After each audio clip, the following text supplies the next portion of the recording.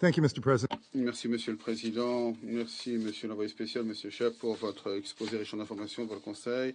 Je souhaite également souhaiter la bienvenue à cette séance les représentants de l'Afrique du Sud, du Burundi, du Rwanda et de la RDC. La stratégie régionale de l'ONU pour les Grands Lacs est un moyen important pour apporter la paix à la région. Nous nous félicitons de l'utilisation par l'envoyé spécial de ces bons offices pour générer un appui international au processus de Nairobi. Malgré ces efforts, la situation humanitaire et sécuritaire dans la région des Grands Lacs reste extrêmement préoccupante. Les attaques de groupes armés, y compris le IL, la RDC, Codeco, le M23, ont tué plus de 2000 civils cette année. Cette violence est inacceptable. Les États-Unis appellent les groupes armés à cesser leurs assauts contre les populations les plus vulnérables de la RDC. Nous appelons également les acteurs étatiques à stopper leur appui à ces groupes, y compris les forces de défense rwandaises et leur aide au M23. La MONUSCO reste essentielle pour apporter la paix à l'est de la RDC et la région. Elle mérite notre appui complet. Elles aussi ont connu des pertes alors que la situation sécuritaire se dégrade, y compris la mort d'un soldat de la paix pakistanais le mois dernier dans une terrible attaque. Nous apportons nos condoléances à la mission au Pakistan et aux familles des soldats de la paix.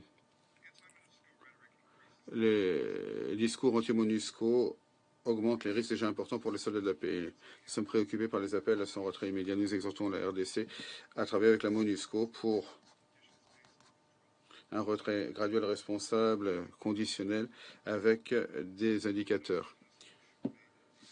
Personne ne pourrait dire que la MONUSCO doit rester à jamais en RDC, mais elle a une tâche importante qui est conforme aux intérêts de l'ensemble de la région des Grands Lacs, protéger les civils, perturber les réseaux illicites et aider à stabiliser la gouvernance et les institutions sécuritaires.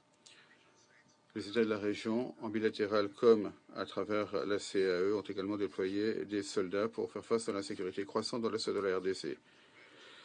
Alors que ces efforts avancent, il est impératif qu'ils n'aggravent pas une situation déjà tendue.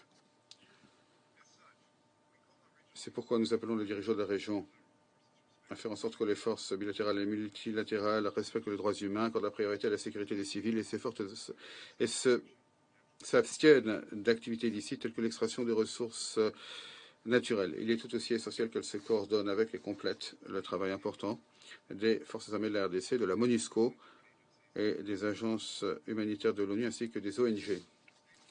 Les États doivent également notifier officiellement le comité 1533 de leur assistance, ainsi que les résolutions du Conseil de sécurité, y compris les forces burundaises déployées de manière bilatérale et dans le cadre de la force régionale de la CAE. Comme c'est souvent le cas, nous avons passé un temps important aujourd'hui à parler de solutions militaires à un problème politique. Bien sûr, réaliser la paix dans les Grands Lacs ne se fera pas par la force. La paix dépend d'un processus politique, de volonté politique et de solutions politiques. À cette fin, les États-Unis ont annoncé en septembre 13 millions de dollars supplémentaires de financement pour appuyer un processus électoral transparent en RDC.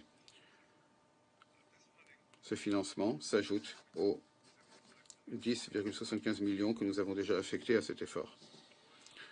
Nous attendons avec intérêt un processus électoral inclusif qui aboutira à des élections libres et régulières. Renforcer les institutions démocratiques, faire que justice soit faite pour les victimes, poursuivre les fauteurs de troupes, respecter la souveraineté et l'intégrité des États, accorder la priorité aux civils, cela aidera à apporter la paix à la région des Grands Lacs. La population de la région ne mérite rien de moins. Je vous remercie. Merci, le représentant.